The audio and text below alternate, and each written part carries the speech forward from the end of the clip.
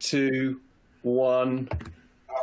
Good afternoon and welcome to the third in our COVID-19 Transforming the TV Industry webcast series. The UK has been in lockdown now for over 5 weeks, and with all parts of the world and all industries, the pandemic, COVID-19, has forced a huge shift in the TV space.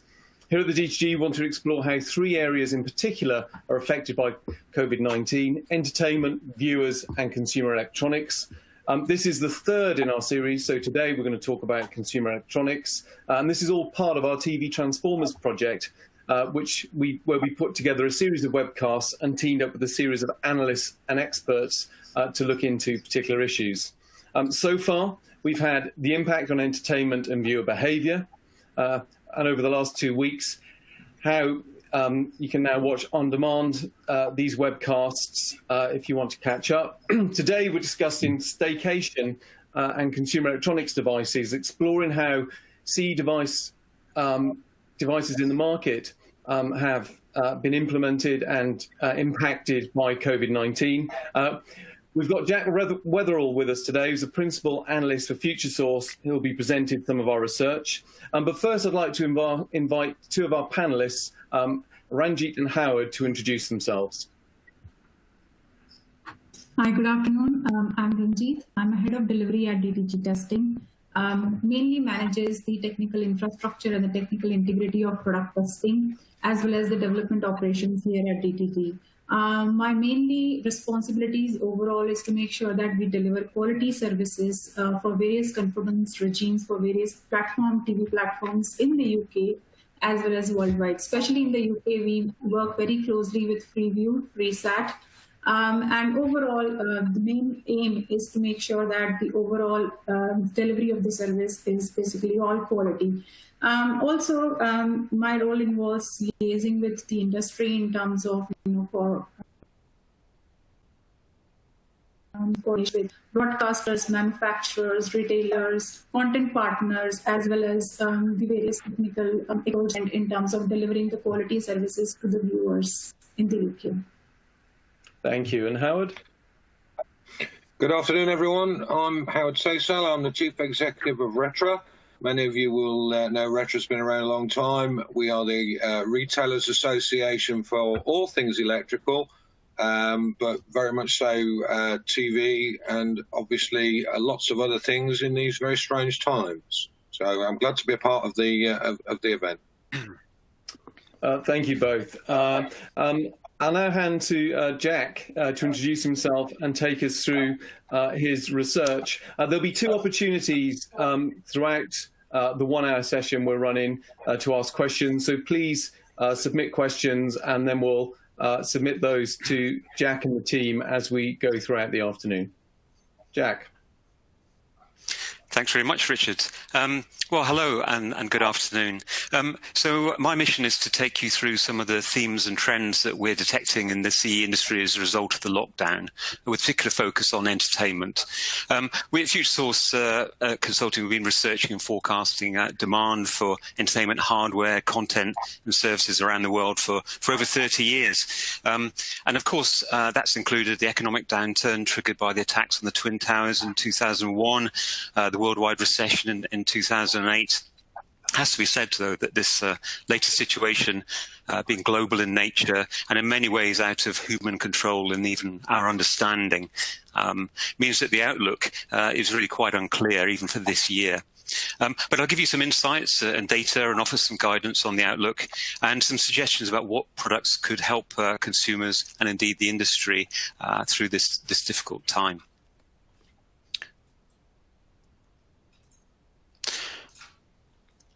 It's been about 5 weeks now since the lockdown started, and do you remember life, that wild life that we had in days gone by, office working, when almost everybody was working in an office or at least out of home. So only 5% of people were working from home at the time. Now anybody who can work from home is indeed doing so, and offices are empty.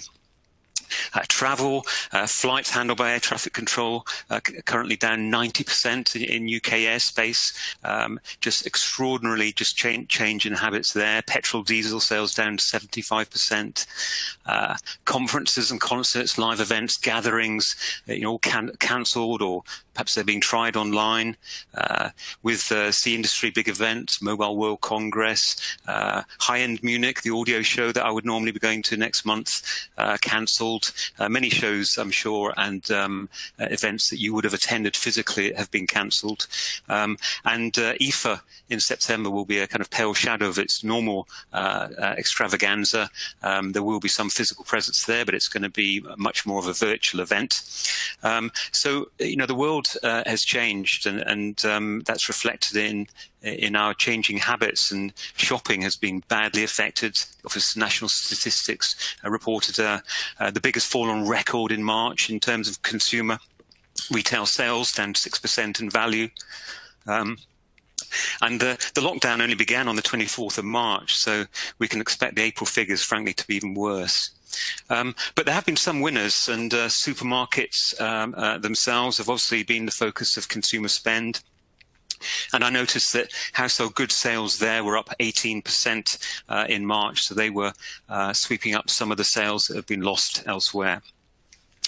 Meanwhile, for socializing, well, it's been sort of nights in with Zoom, hasn't it, really? Social distancing means we're not spending time out of the house. We're spending money in restaurants, cinemas, bars. We're not spending that money there, and so we're just spending more time indoors. And finally, sport has taken a big hit, and that's both in terms of participation and also us being able to watch live events, and the TV schedule for sport has, of course, been quite badly affected. I say all of this because this has had an impact on what consumer devices we use, which ones we find that we need, and the entertainment services that we use upon them.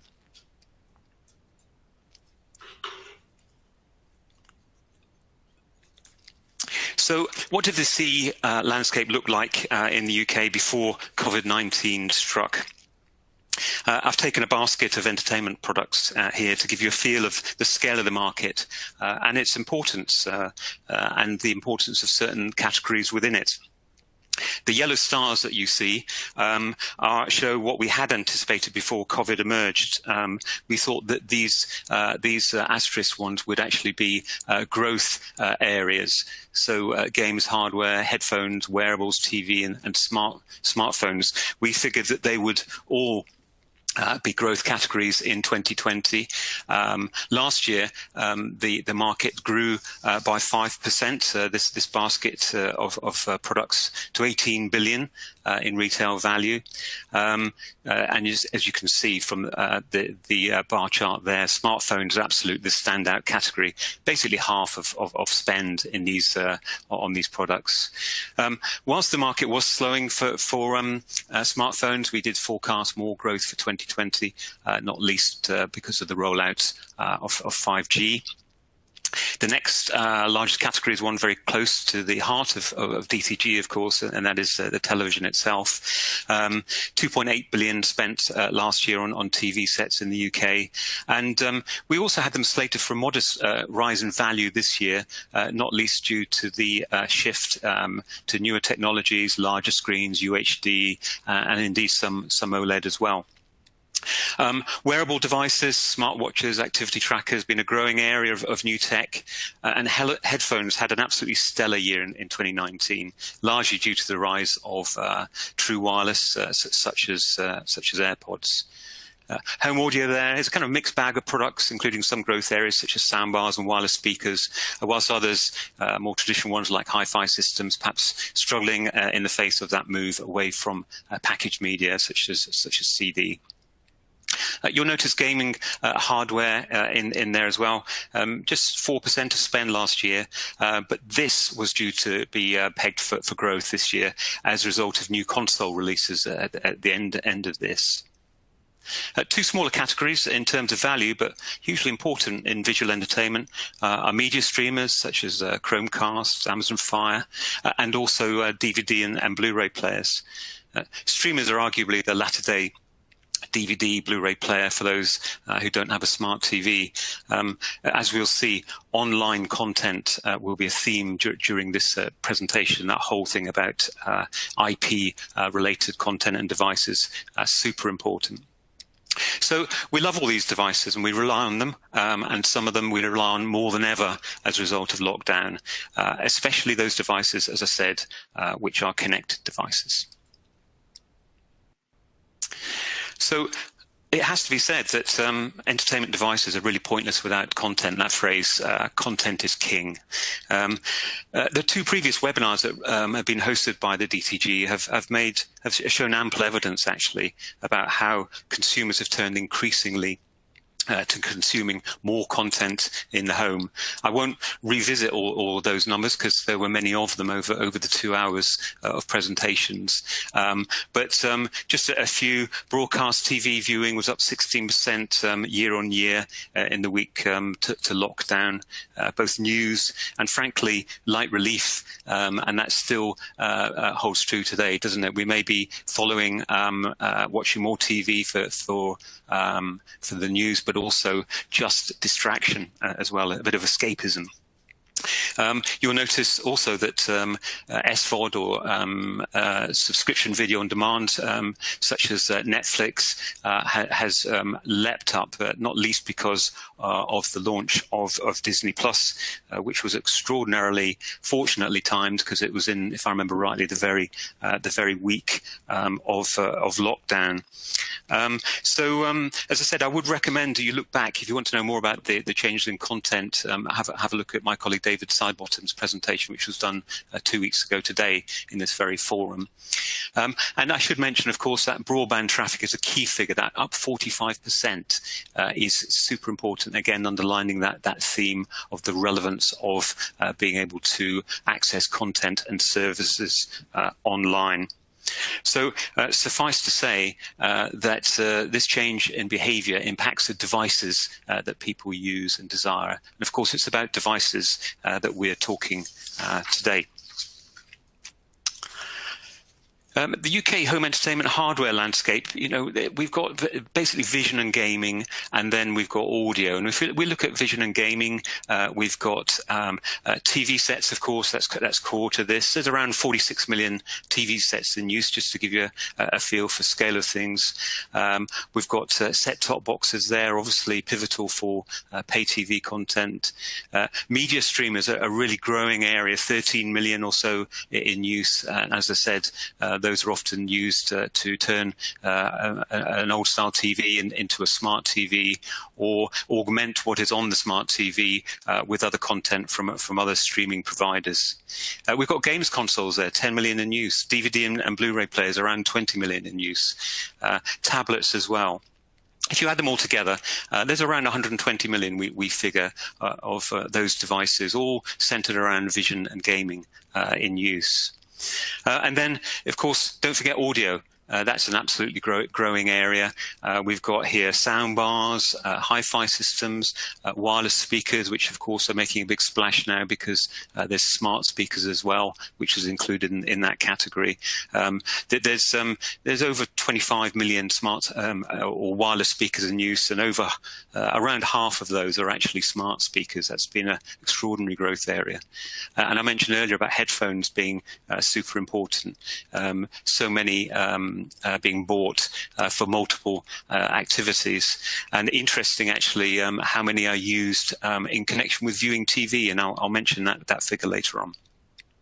Add in radios. We mustn't forget radio listening's been up as well, and you've got a pretty solid collection of devices there, probably adding altogether another 120 million, and then by the time, of course, you add in smartphones, laptops, PCs, you're looking well over 300 million devices in use, being used more at home during lockdown for information, communication, education. Just think of those parents at home right now educating their kids. BBC Bite Size, that education is a well-used tool, I'm told. Frankly, for relaxation as well, and escapism. So we've got a huge range of devices. It's a really interesting area, and of course, how people consume content and use a mix of these devices is one of the great areas of interest, and it's one that we monitor very closely at Futuresource. Okay, what consumer electronics products spiked at lockdown? What were the devices that were perhaps the equivalent of toilet rolls and chopped tomatoes, and name the other products that you couldn't find when you were trying to do your weekly shop? Well, I've divided it into three categories. There's home office, communication, and visual entertainment. These were the devices that were the standout ones that we're aware of that were spiking in sales. I'm sure there were some others as well. Home office, I'm sure resonates with us all. The printers, monitors, laptops, all that stuff that enables you to work from home. There were some extraordinary sales. I mean, monitors were up by over 200%, webcams over 300%. And I noticed that Intel recently, on a worldwide basis, said that their notebook shipments had grown by 12%, and they did believe, however, that there would be a much quieter second half of the year. So in some ways it may have drawn sales forward. But a lot of people were buying devices, frankly, out of necessity in order that they could work from home effectively. And certainly PC headsets was one that I can relate to. I had to buy one, and I thought I was going to have to buy a gaming headset. And I suspect, you'll notice the gaming headsets there under visual entertainment. I suspect that because there was a shortage of PC headsets at the absolute peak of the frenzy around lockdown, that some people actually bought gaming headsets instead in order to do what I'm doing right now, and that's speaking to people online via IP. Communication, of course, is always important, and smartphones were performing well in that run-up to lockdown. And that communication, I think tablets as well, you might be able to put in there. Very handy devices for people, perhaps particularly older people who really needed to be connected, perhaps for the first time, having been, as it were, interned and made remote from their families, so they could communicate more easily, more effectively, and with face-to-face contact as well.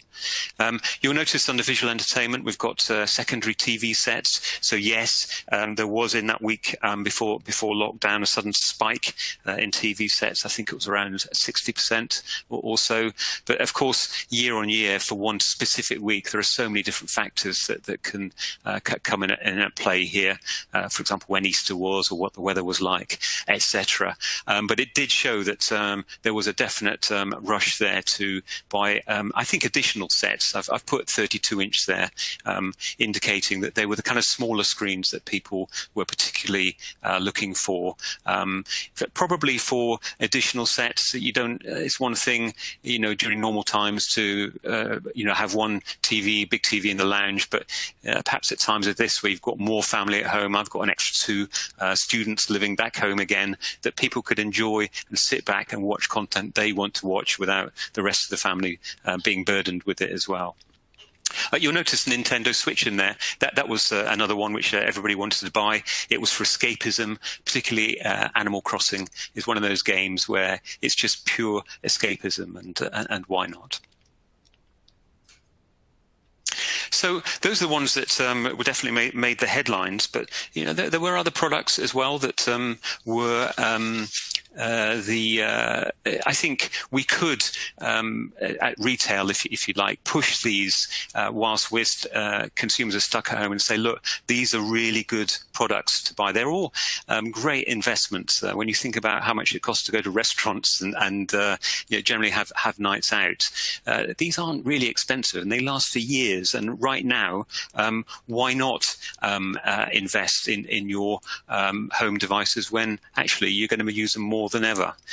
So I've put some large screen smart TVs on there. We're spending longer in front of TV, so why not buy a bigger one, a UHD, a smart TV, or even a one which is OLED as well.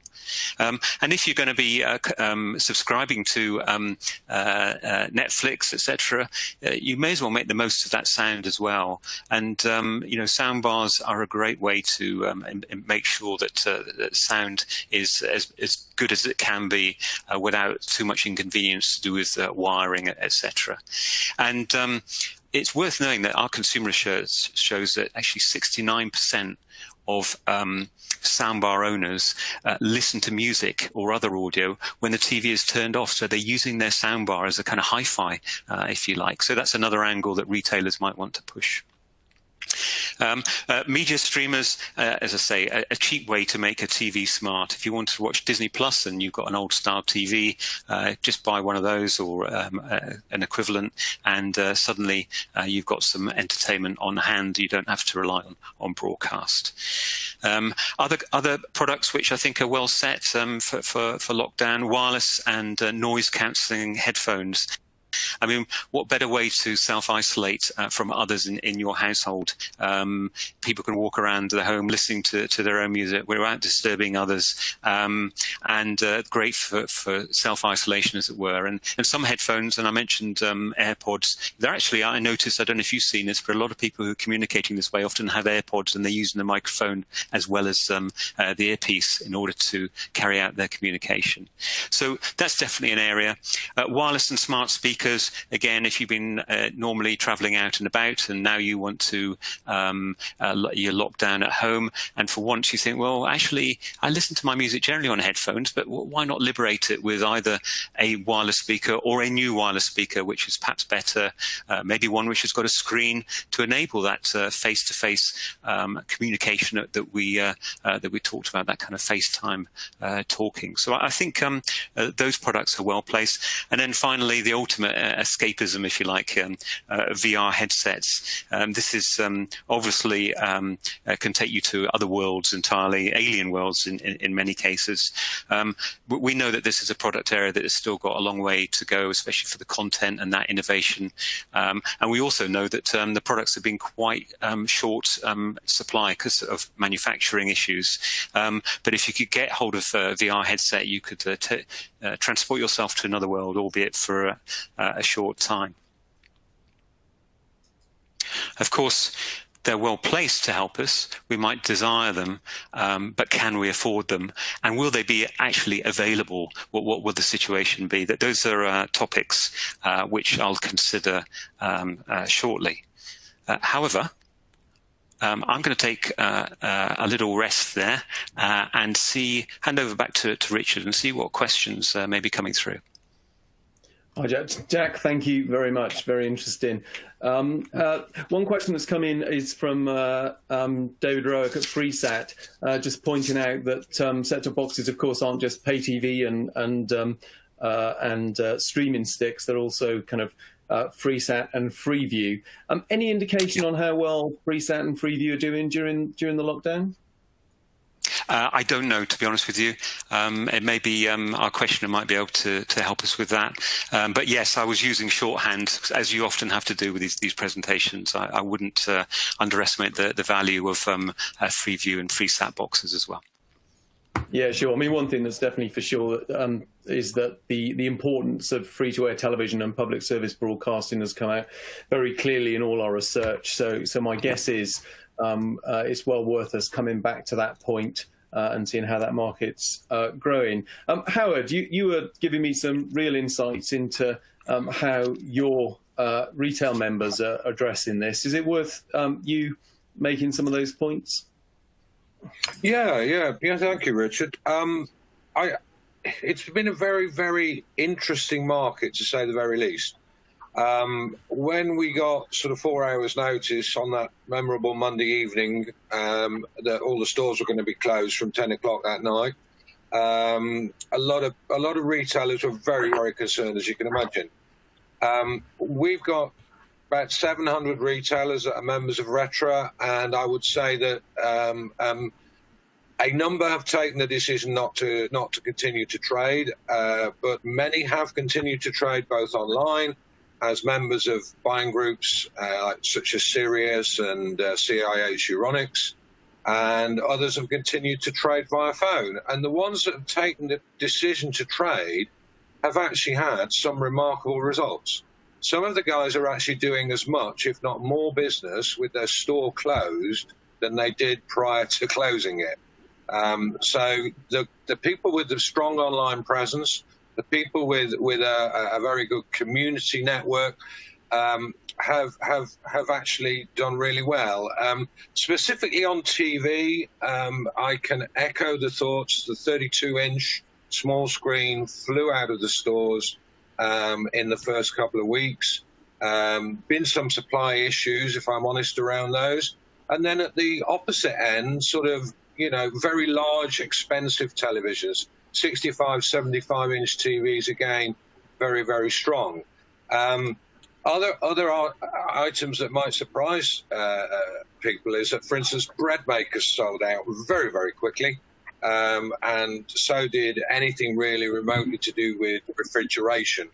But we are members of the BRC, British Retail Consortium, and we sit on the policy board, and we do get feedback on sales. And remarkably, the first full week of sales of lockdown, food was plus 40%, clothing was minus 80%, and electricals, again across the full spectrum, was plus 60%. So there was a bigger spike in electricals than there was in food, and I find that quite incredible. It really, really is an amazing number. Howard, Kate Bulkley's put a couple of questions. Thank you, Howard. A couple of questions from Kate Bulkley. One is which stores in particular have done well, and the second one is, do you think there'll be a bit of a price war on consumer electronics following this? I suspect that the price, take the second question first, I suspect prices will actually go up. I think that whilst prices have remained competitive for now, I think there's more than likely in the supply chain going to be price increases for a number of various reasons. I would be surprised if we didn't see new ranges. The new ranges will come, as we all know, but I would be very surprised if they weren't either on a similar level to where they are today or even higher. In terms of the stores that have done well, obviously the online retailers, so, there is no doubt that the likes of AO will have done extremely well, probably John Lewis, but also an awful lot of the strong independents that are big online players have done extremely well. And again, across the board, across all electrical goods, in truth. Good. Ranjeet, I don't know if you want to comment, but we're still seeing a very strong innovation coming through our test centre, aren't we, for manufacturers? True, Richard. Overall, in terms of launching the new services, in terms of doing the interoperability testing for new streaming services, in order to make sure that there is a good interoperability when the viewers are investing in terms of new devices when they're buying, especially from the HDR perspective. So we are seeing a lot of requirements in terms of doing the HDR interoperability testing. And also from the manufacturer's perspective, I've spoken to a number of manufacturers and haven't seen any sort of changes in their future lineup. Generally, they all have strategies for 3 years, 5 years. So haven't seen any sort of delays in the upcoming products or so, especially when during February and March, when it had an impact in China. So during that time, we faced a little bit of problems in terms of software availabilities. But now going forward, looks like things are business as usual, and we do not see any sort of dip or so. Good, thank you, Ranjeet. Jack, do you want to take us through answer any of those questions or comment on any of those points, and then take us through the rest of your slides? Because I'm conscious there's a lot of data, particularly on the supply chain, that we need to discuss. Sure. I think the interesting question was about pricing. That one for me is I think it will depend on the product area. It depends how much it's in demand. I think it could be trickier for TV, keeping those prices up. To be honest with you, I guess the question is, this is all about the economy, really, ongoing. How many people are unemployed? How much money people feel they've got as disposable income, and if they feel uncomfortable, then prices will have to come down in order to tempt people into buying those products. It will vary from one product to the next. That would be my comment on that. And I find it very comforting to hear that the testing, the innovation is still able to go ahead, because of course we know that innovation is what drives change and new sales. So that's comforting for what's in the pipeline. We talked a week or two back about content, didn't we? And the dearth of content that there could be come when lockdown is lifted, all that new stuff that hasn't been made because of this lockdown. But it's good to know that at least there's something still in the pipeline for hardware. Yeah, we've been working very closely. We've been working very closely with the UHD Alliance to do everything we can to improve that in-home experience. And I think as an industry, that's one of the areas that we'll be focused on as we come out of lockdown. I think staying at home is going to be more important than ever, and making sure our entertainment experience works well. And the one thing that we've noticed is that we need to make sure that viewers get the best experience. And I know that a lot of Howard's members have been very good in that area. Howard, is it worth you just commenting on some of the observations that your members have on helping getting that experience right in the home? Yeah, I think it's been a challenge, because obviously there's been a demand there for innovative products. There's been a demand there for people that want to really enhance their experience in the home. But of course, then there's been that fear that, well, do I want to let somebody come in to actually install everything that I need in order to get the very best out of what I've been buying?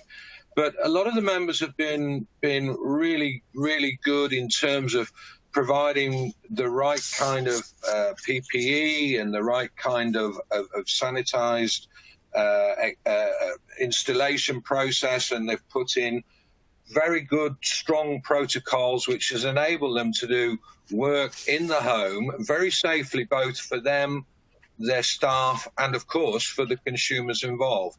But yeah, there's also an element of this that's sort of, shall we say, back in the pipeline a little. So maybe what's happening with some people is that they are actually doing plans and agreeing specifications, but there is going to be a time lag involved, because not everybody wants to have it done at this moment in time, because we are in this incredibly strange place as a world, really, aren't we?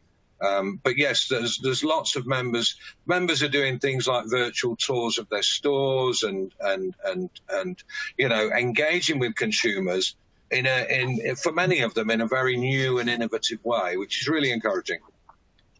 I'm not sure that bread maker sales have helped flour availability, incidentally. We had to buy some very expensive flour from our local deli, who don't normally sell flour, but it's definitely changing the world we live in. Should we go back to Jack? And Jack, can you share the rest of your research with us? Yeah, sure. I'm afraid I'm short on research for the flour market and how that's been going. Was that self-raising or plain? Was that self-raising or plain? Bread flour. You're not the cook. Okay, on we go. On we go. I just thought it was worth highlighting, actually, that about the experience. It's one thing to have devices, but what is key these days is connectivity. I've mentioned this, and a good user interface. And these were both trends that were in play before the coronavirus. But an increasingly emphasis being placed on that user experience. You might remember in the past enjoying stream content on the big screen was a bit of a Heath Robinson experience with ad hoc cables and cabled connections to screens from laptops and rather clunky interfaces. These issues are being overcome by tech providers who kind of realize that having good content is only part of the battle. You've got to overcome that thing about the interface. You've got to be able to find that content and get it onto a good screen. So I thought I'd just show this slide from some of our consumer research, which we do twice a year at Futuresource. It's called Living with Digital. And here we see how Netflix subscribers in the UK say they prefer to access the service. And you'll note that smart TV comes out easily top these days. So 42% are saying it's their preferred device. And just there's a further 8% who say, yeah, I use it, but it's not my preferred device. So it really has grown tremendously. In days gone by, it was all about PCs and laptops, the smaller screens. But TV now is beginning to really make it work. But of course, smartphone is big. In fact, it's possibly bigger than I would have imagined. But that's largely because the screens have got bigger more recently, haven't they? The devices that people own really are bigger screens that enable people to watch content on their device. So that's an interesting one. It's still a third are saying that they use their smartphone for watching Netflix. And then other devices come along. We've got media streamers and sticks, tablets, PCs and laptops. But the main point here really is that the device makers have to make sure that to stand out from the crowd and sell their own devices, that they work well and have got a good interface. It's slick with key video or indeed audio streaming platforms, because the same applies as well. And we've got the use of voice as an interface, and that's a whole huge topic, isn't it? But the Alexas and Googles, etc., Siri as an interface, of course, is another weapon in this battle, and a whole area of development that's something we monitor very closely at Futuresource. Anyway, back to the specific COVID-19 and lockdown. What are the issues? At times like this, the classic factors of supply and demand come sharply into focus, don't they?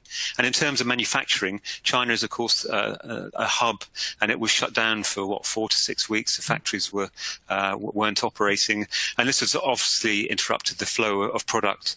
But many plants reckon that they could make up the difference during the year. And for TV sets, there's traditionally been an oversupply in any case. But for new products in the pipeline this year, and we touched upon this at the break, it could be a little bit more difficult. Maybe they're being developed, but it is more difficult to develop the products that were on the roadmap. And also, it's the successful brands will really be the ones who do manage to get their kind of ace products out of the stores and available to consumers in Q4. There is, for example, a concern that the next wave of games consoles will be affected. Smartphones is another issue where it was reliant on 5G models, but these are more expensive, and so there could be a double problem, both in terms of the manufacture and in terms of people being able to afford them, so therefore the demand. And I mentioned that VR headsets is another area which has been in short supply. And demand, as we saw, spiked for certain products, didn't it, at the time lockdown was announced? But the devices which were bought were often practical ones to enable people to work from home and communicate.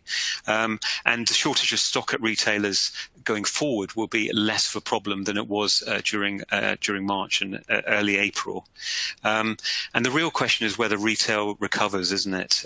Right now we've got Curry's stores closed, John Lewis department stores closed, Argos, the standalone stores have now been closed. I think they're still open within Sainsbury's, aren't they? Basically, unless a brand is available in a supermarket or online, then the lockdown really means zero sales. Dixon's, you may have noted earlier on today, said its sales were down by 16% in the 5 weeks to the 25th of April. So a question of whether we can afford and whether the devices are available, they are ongoing issues as well. So we have to look, to this year, what is the outcome going to be? This is what our clients at Futuresource are asking us. And with stores closed and massive economic uncertainty, the outlook it genuinely is rocky for the year. We don't know how long the lockdown will last, and in what way social distancing measures will be eased. We know that as soon as the lockdown is over, we will be trying to rush out there as soon as possible, getting out there, enjoying the countryside, holidays, etc., and the focus will move away from the home. But we don't really know how lockdown will be eased. It could be a brief recession. It could be there'll be a swift uptake again in Q4, but then maybe the recession will turn out to be a longer term one than this. Until that point, we do know that sporting events have been cancelled.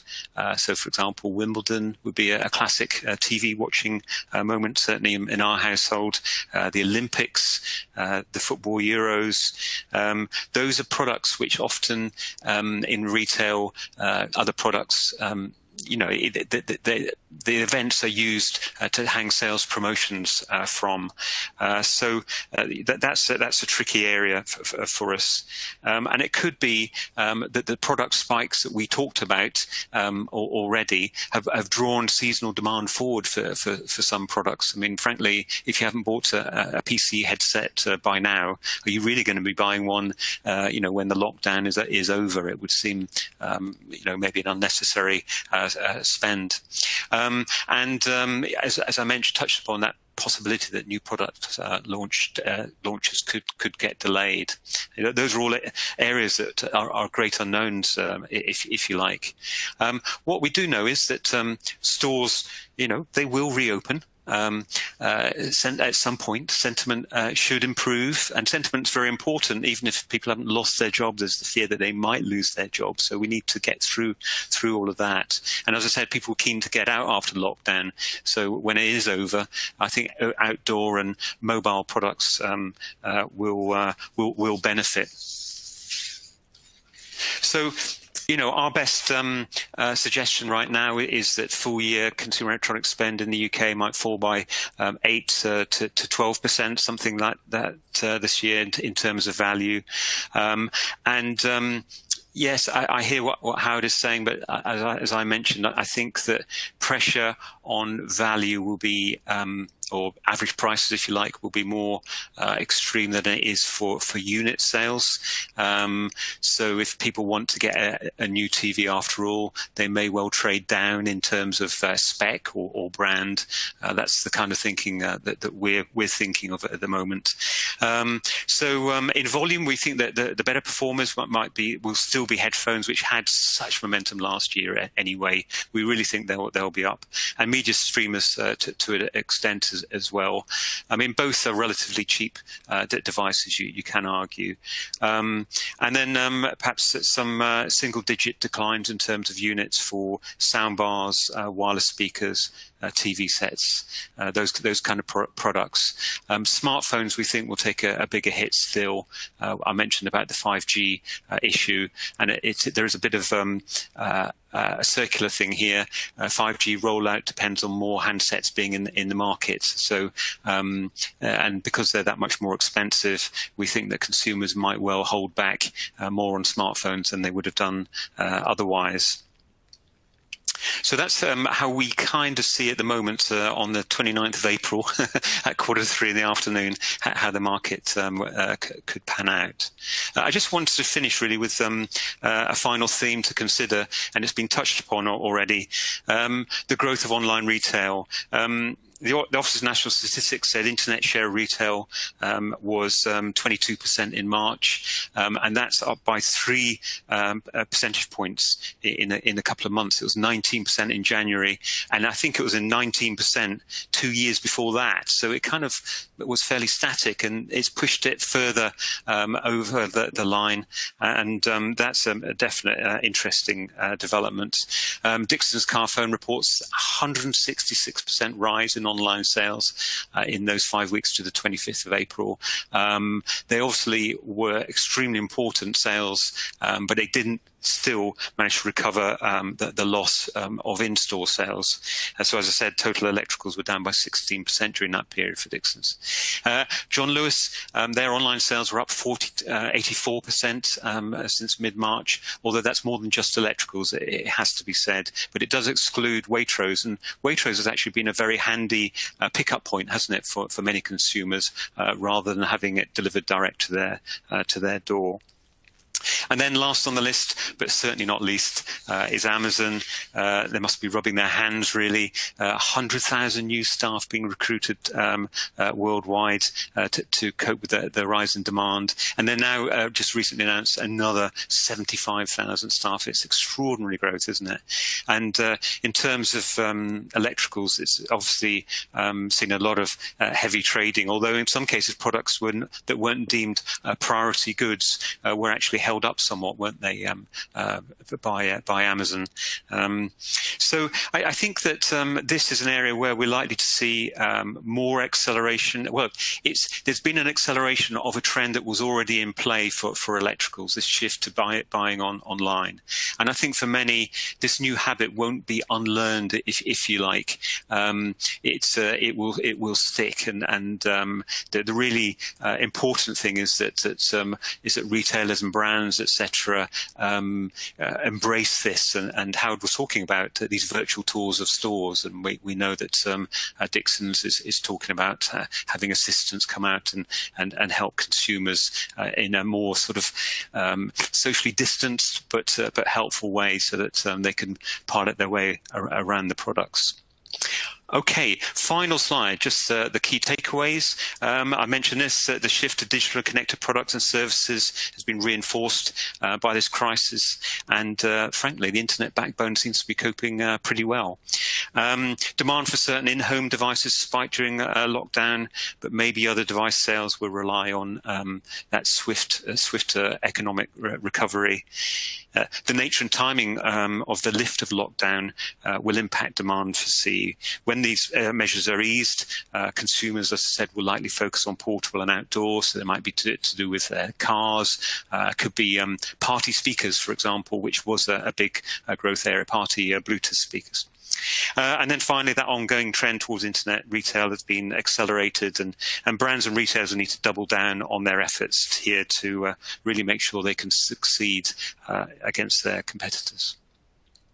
All right, so that is the kind of presentation. Over to you, Richard, and I hope there'll be lots of discussion as a result. There are, Jack. There are loads of questions. A couple that I'll just throw you very, very quickly. One is, I know Futuresource have tentacles everywhere internationally. Apple, any insights into the impact on Apple sales with their stores being shut, but also from a supply chain perspective? The other question I've got that's come in is, which we found out in our look at the consumer with EY, is that there's been a kind of flip in the trust model between old people trusting the internet and younger people now more interested in trusting public service broadcasting. But also, have we seen a flip in device usage? Because my guess is some elderly people are using video conferencing that they on a portable device that they might not have seen in the past. So Apple and a flip in the generational usage. Yeah. Okay. With Apple, I'd love to say I've got numbers on that. I'm afraid I don't. I mean, from the supply side, we know that the manufacturers will prioritize their big customers. So Apple would absolutely, there'll be no divergence there. There'll be the manufacturers will absolutely be doing their best to fulfill the Apple demands. As for sales sales, yes, they've got direct, but also those stores like you mentioned, which will be shut. I think with Apple, they've got such attraction that the dedicated consumer would seek those products out if they were available. But I don't have any specific numbers on that. Maybe Howard's heard more from his side. The trust side and the flip.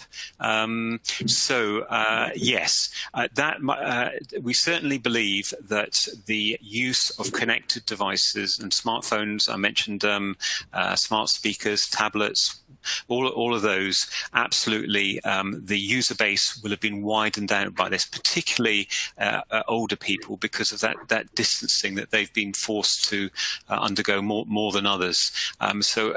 Absolute. No question about that.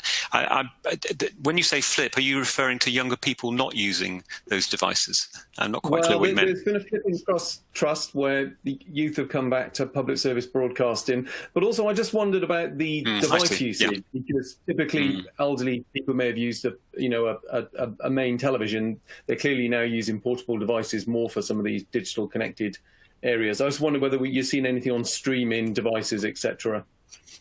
I don't have any data, but things like iPlayer will absolutely, and we know this about BBC Sound as well, the radio app, have been intensively used, and I would absolutely believe that it will have deepened its reach at both ends of the age spectrum. Good. We've still got some more questions in. Please feel free to send some questions in. Howard, I wanted it to be a good time for you to make some observations and then give some further insights into your retail membership. Well, I think, thank you, Richard. I think it's important to say that as we sit here, it's really hard to envisage what we look on the other side of this dreadful virus.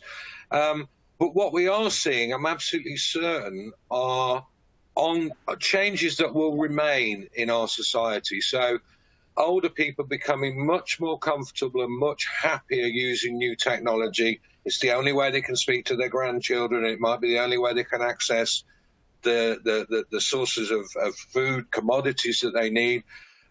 We've seen a lot of less cash in our society, and I believe that will continue. And that will only grow as time passes. We've seen cardless increase from contactless cards increase from £30 to £45. I think we'll see that continue to increase. And I also think that we're talking about stores coming back. We don't know when they'll come back. We don't know, people that shop in supermarkets will have seen the perspex screens that have gone up in the checkout areas. Will electrical retailers have to do that? Will electrical retailers staff have to wear PPE? Will we be limited as to how many consumers can come in a store at any one time, depending on the square footage of the store? There are so many things that we just don't know. The government, for instance, are consulting at the moment on a number of different issues. So safe workplaces in store, safe workplaces in offices. I had a conversation earlier today with you, Richard. We were talking about how do you social distance in a crowded lift if you work in an office, or you're going through a department store, and of course the whole hospitality and the travel sector. Now, one of the reasons I'm perhaps a little bit optimistic about our sector is that we've traditionally competed for the consumer's discretionary spend. So we compete with holidays, we compete with restaurants, we compete with cinemas, we compete with theatres, not directly, but we compete for that discretionary spend. And if some of those actual areas where the consumer traditionally has spent their discretionary spend, if they can't spend it there, they may decide not to spend it, or they may decide to actually spend it where they can spend it, which is on, our industry with innovative quality product that hopefully will enhance their lives and can enhance their lives even in a lockdown. Whereas, I've had members tell me that they've sold an £8,000 television set because somebody said, well, we can't go on our cruise that we'd normally go on. We're going to have a really nice TV. So we don't know where we end with this, but I don't think it's bleak for electricals. I really don't. No, it's going to be very interesting. I'm chairing an international group looking at what the reimagination and reform looks like for the digital TV industry worldwide and the standards development industry. And I think we're certainly going to see some behaviours that are going to be more permanent than temporary or transient. Howard, a quick question from Kate Bulkley, who's joined us, who's saying that, do you agree with Jack's forecast that the overall CE spend might be down 8 to 15%? And also, any views on retail space with the announcements from Dixon's pre-coronavirus that they were going to shut some of their stores, but also, do you think retail space will shrink their footprint? Are we going to see a future that's more richer sounds than huge out-of-town stores, I guess? I think the first thing to say, I'll take the second question first, is I am absolutely certain we will not see all the stores reopen. Now, that will be true of the electrical sector, but it will also be true of many other sectors as well. If you had, for argument's sake, a retail store that was either breaking even or making a small profit prior to COVID-19, when you reopen with higher costs, probably issues in terms of customer flow and also staffing issues, and it will be a slow burn. You're not going to suddenly go the 1st of July or the 1st of August or the 1st of September, we're back with the levels of business pre-COVID-19. It's just not going to happen. We all know that. So there will be, I believe, a rationalisation of many of the big estates of stores, and in truth, some of the smaller ones as well. I really do. In terms of would I agree or disagree with Jack? Jack's the expert, not me. I talk to lots and lots of retailers, and anecdotally, some of them are doing extremely well. There are others that are completely closed. I wouldn't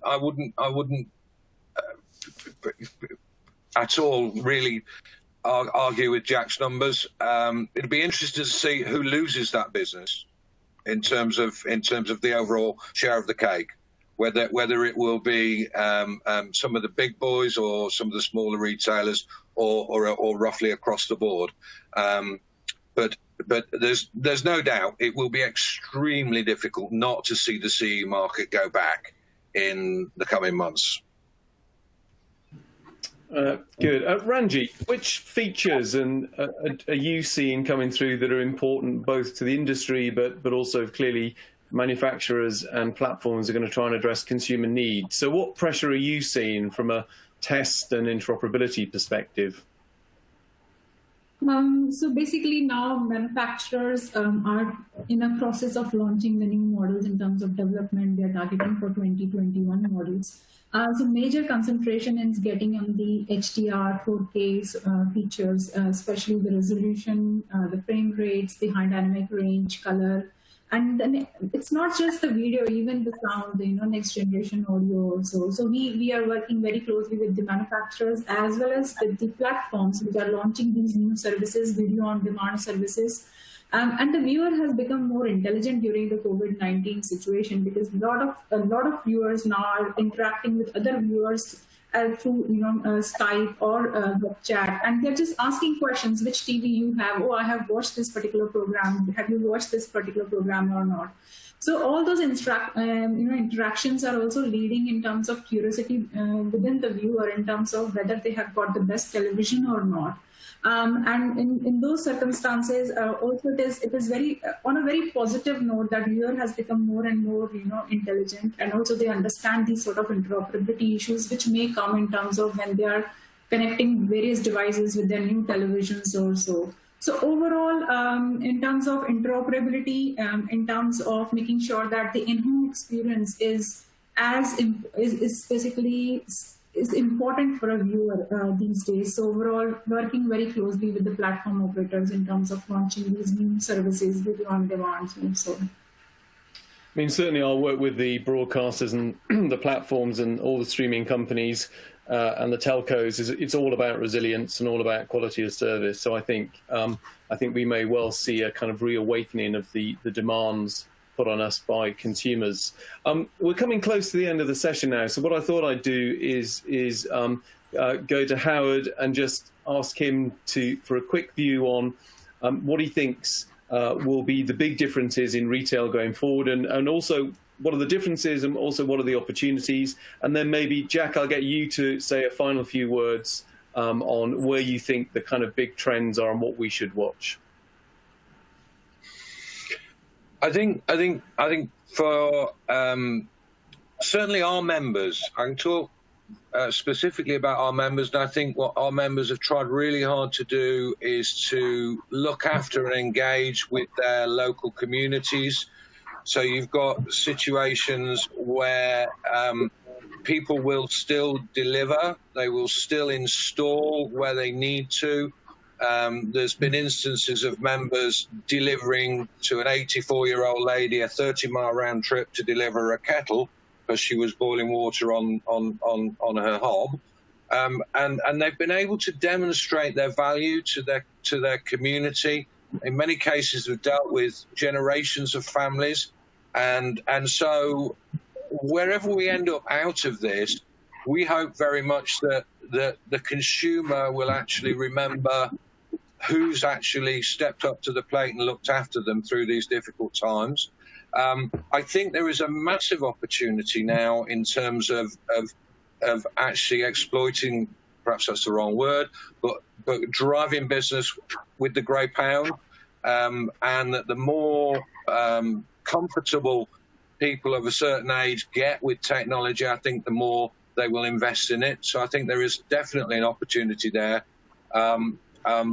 We now know and understand that, you know, multi-channel retail is absolutely essential for any business, and you won't survive unless you actually have a really good multi-channel platform. And it has brought it home to, in fact, the government have been saying it themselves, that anybody that's in retail should actually have an online presence. So we're seeing changes here, guys, that are going to be long-term and society-changing in terms of our habits and what we do as a nation, and not just as a nation. This is happening across the world, I'm absolutely certain. But you know, as one of the wealthiest economies, we've always been very quick to you know, accept and buy into new technology, and quite frankly, this is just going to enhance what we've already known we do as a nation. Good. Jack, some final words from you. What do we think are the more permanent trends that we need to watch out for? Well, I was going to just echo what Howard was saying, that I really do think that, oh, I've got a fire alarm going. That's interesting in the background. Seeing as I'm the only one in the building, I don't think anybody else has set a fire going in here. But what I was going to say was I do agree with Howard about that. CE is very well placed to help people during these difficult times. We're very well placed to take some more of that share of that discretionary spend. The big question is, how big is that discretionary spend going to be? The longer term trends, Richard, you're absolutely right. Again, it's about that shift to increasing use of IP, the internet, both for sourcing content and also for retail. And if I was going to buy a company right now with its prospects for the next couple of months, I would suggest buying one that sells hair clippers and beard trimmers, because if we did another webinar like this in a couple of months' time, you'll see that most of us have got hair down here, and I think that would be a fairly handy piece of equipment to have. I wish it was a problem I had. Jack, I think that might have been an underhand comment on my hair. Look, Not in the thank you least. very much for this very insightful presentation, Jack. There's lots more where that came from, so please keep in touch with us. Thank you to all of you that have joined us, both in the UK, but actually we've had a lot of international people online with us today. So welcome and thank you, and keep in touch with us. Thank you to Ranjeet and Howard for very insightful points and information. And I think we've managed to con Howard into working towards a webinar, particularly looking at exploring some of the points that he raised today a little bit further. So we'll come back to you on that. Next Wednesday, 6th of May at 2 p.m, we have our State of the Nation UK Digital Television Innovation webcast, where we will be discussing the headlines of our wider report. If you haven't done already, please fill out the survey and contribute to the data. And we've been working very closely with Futuresource, who have been developing a data set which we hope to repeat annually, which is designed to help us track, but also encourage inward investment and export of the great innovations in television that we do in the UK. We're very conscious that we have an amazing history in innovation in digital television, but also we're very keen to ensure that worldwide people acknowledge the fact that not only do we very much lead the creative industries in television and film, but we're also very well placed to support that with some of the emerging and up-and-coming technologies such as machine learning, artificial intelligence, some of the advances in picture and sound quality. So please join us next week, Wednesday, 6th of May at 2 p.m. for the State of the Nation in digital television innovation. And thank you very much for your time this afternoon. And again, thank you, Jack and Ranjeet and Howard. Thank you. Thank you. Take care. Bye. Bye, everyone. Bye, everybody. Thanks a lot. Bye-bye. Thanks, guys. Well done. Cheers, Jack.